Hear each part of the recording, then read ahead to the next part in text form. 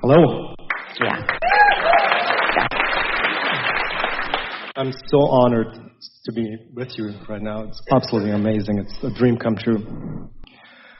I've been listening to you for about 4 years, and I feel like I've been getting addicted to YouTube, listening to you over and over and over again.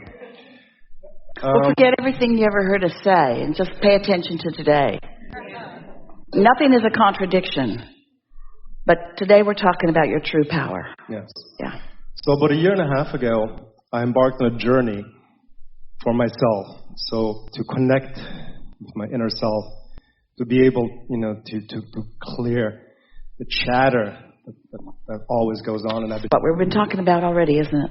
To hook into your true power. I've been meditating religiously every single day. Yeah. And I'm going through all the different processes, step 1, 2, 3, 4, 5. And still, I feel that there's an underlying energy of fear, insecurity that I can't tap into. Not that I want to tap into, but it feels like it doesn't want to go away. You see, here's the thing. You're really going to like this. This is going to be of great benefit to all of you. So imagine that you have a sliver in your hand, and it's a metal sliver. It got in there pretty good and pretty deep quite a while ago, and you couldn't get it out, and you didn't want to go to the trouble of getting it out, and it's really not a problem.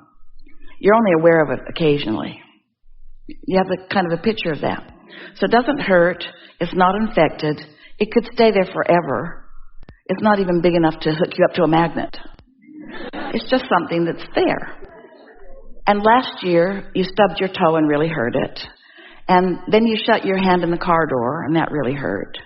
And compared to those things, this sliver in your hand, it's actually pretty meaningless. In fact, we don't even know, Abraham, why you're bringing it up. It's such an unimportant thing in my life experience.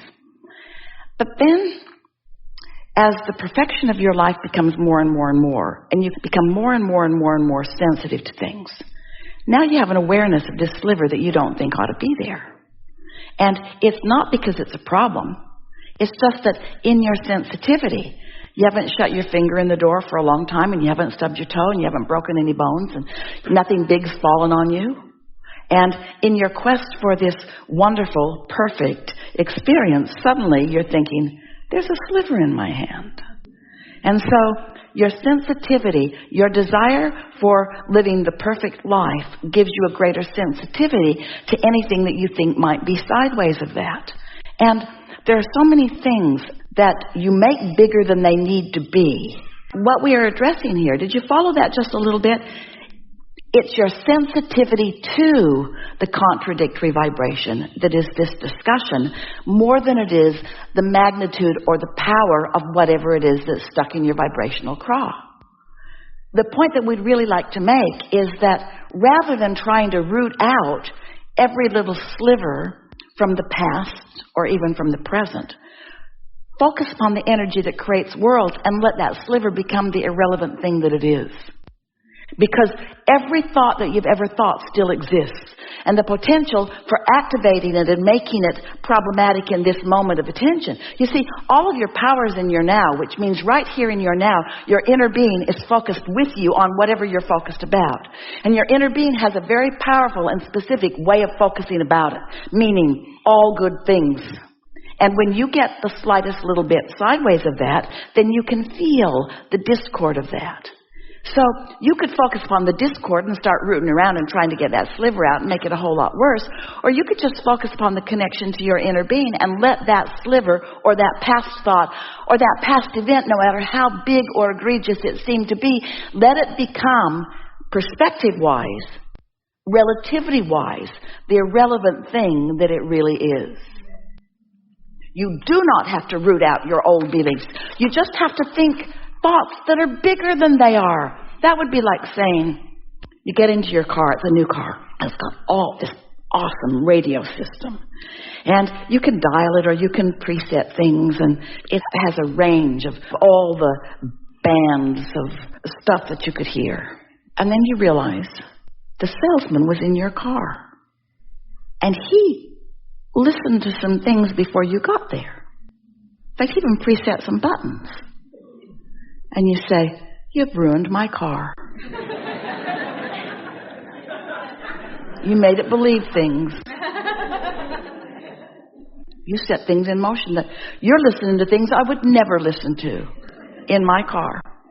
Of course, you'd just say, how silly. Just turn the dial and listen to what you want. Nope. It already happened. The dial was already tuned, and other thoughts were already thought, and now it's ruined. No, it isn't. It doesn't matter what you've lived or what you've thought or what combinations of things that you had before, because in all of that, you created a vibrational reality that is the only thing that you're wanting to tune to, you see. So when you meditate and quiet your mind and allow your vibration to rise, maybe your sensitivity to those other things is activated. But usually, you can get right past that.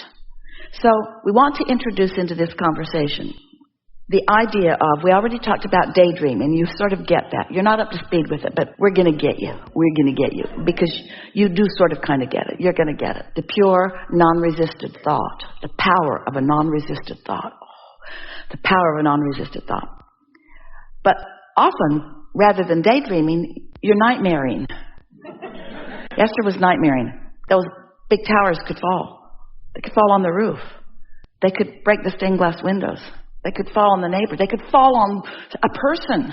That's nightmaring. That's using your ability to focus in a way that's contradictory to what your inner being is doing, and therefore contradictory to the way the energy flows, and therefore setting up resistance within you, which is the only negative thing that can ever happen to you, is contradicted energy. So does it matter what you ever believed? No. It only matters what you now believe in relationship to what you now want. Stay there just for a minute. The only thing that matters is your current active desire and your vibrational relationship to it. So if you've got a current active desire and you doubt it, you're not helping yourself. You're causing negative emotion and resistance. But if you've got a desire and you are general enough about it or vague enough about it that you're not remembering all the ways that it won't work for you, then you're not contradicting anything, and you're allowing the energy that creates worlds to proceed on your behalf, you see. And better still, you're going to be in on it, where you just find this right place, right time, right movement, right impulse that moves it along, but more important, feels good while you're doing it. Does that make sense to you? Yes.